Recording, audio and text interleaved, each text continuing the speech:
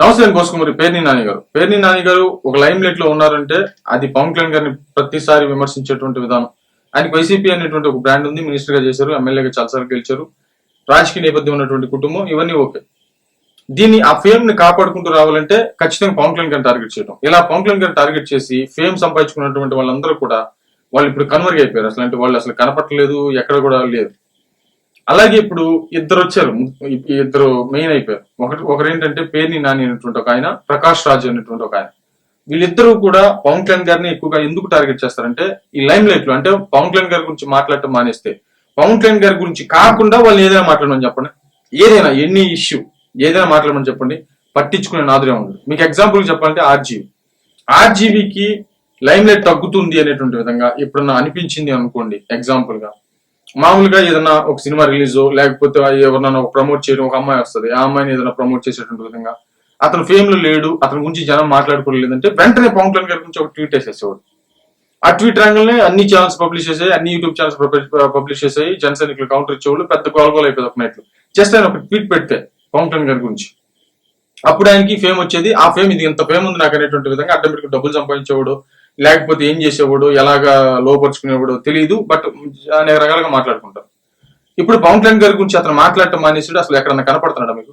కనపడదు. అలాగే ఇప్పుడు ఈ పేర్ని అనేటువంటి ఆయన, లేకపోతే ఈ ప్రకాష్ రాజ్ అనేటువంటి ఆయన, వీళ్ళిద్దరూ కూడా ఇప్పుడు పవన్ కళ్యాణ్ గారిని టార్గెట్ చేస్తూ, ఇంకొకడు ఉన్నాడు తిక్కలోడు ఒకడు, ఆ వాళ్ళని అడ్డం పెట్టుకుని ఏదో చేసేటువంటి ప్రయత్నం చేయటం, పవన్ కళ్యాణ్ గారిని టార్గెట్ చేసేటువంటి ప్రయత్నం, ఆ లైమ్ లైట్ లో ఉండేటువంటి ప్రయత్నం చేయటం.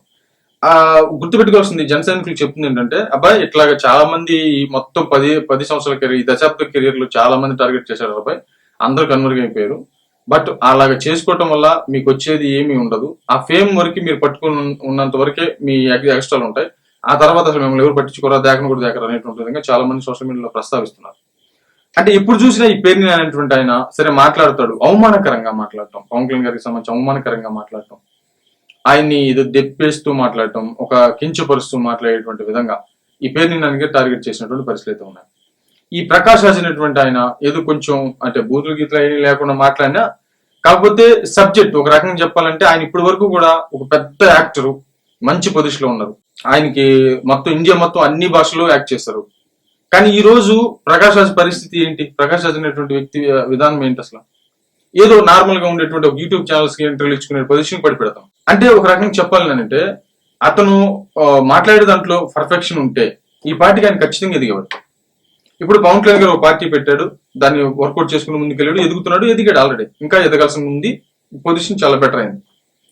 అంటే నిజంగా సమాజం కోసం, దేశం కోసం, ప్రజల కోసం నిబద్ధతగా కరెక్ట్ గా మాట్లాడగలిగితే పొజిషన్ ఎలా ఉంటుంది అనేది పవన్ కళ్యాణ్ గారిని చూడొచ్చు. అసలు మనుషులు ఏదో పెట్టుకుని కావాలని టార్గెట్ చేసి ఏదో ఫేమ్ కోసం చేసేటువంటి ప్రయత్నం ఎలా ఉంటుందో ఈ ప్రకాష్ రాజ్ అనేటువంటి ఆయన, పేర్ని అనేటువంటి ఆయన విషయం తెలుసు. ఈ ఆర్జీవి అనేటువంటి వ్యక్తి ఏమైపోయాడు, ఒక్కో టైంలో ఊపాడు, ఏం ఊపినా ఊపాడు. ఈ రోజు ఎక్కడున్నాడు అతను? ఏమైపోయాడు? కదిలాడితే ఇక కూర్చుంటే ఒక తను, లేస్తే ఒక తను తినేటట్టున్నారు. అసలు ఆయన కానీ ఏదైనా మాట్లాడేటువంటి ప్రయత్నం కానీ చేస్తే. కాబట్టి మాట్లాడు, ఈ 5 సంవత్సరాలు ఖచ్చితంగా మాట్లాడేటువంటి ప్రయత్నం కానీ చేస్తే మాత్రం చాలా సీరియస్ గా, ఎందుకంటే పాత విధానాలు ఉన్నాయి కాబట్టి ఏదో దాంట్లో లాగుతారు, తీసుకుని లోపల పడేస్తారు, దాంట్లో సమస్య లేదు దాంట్లో. కాబట్టి ఆయనకి మాట్లాడు.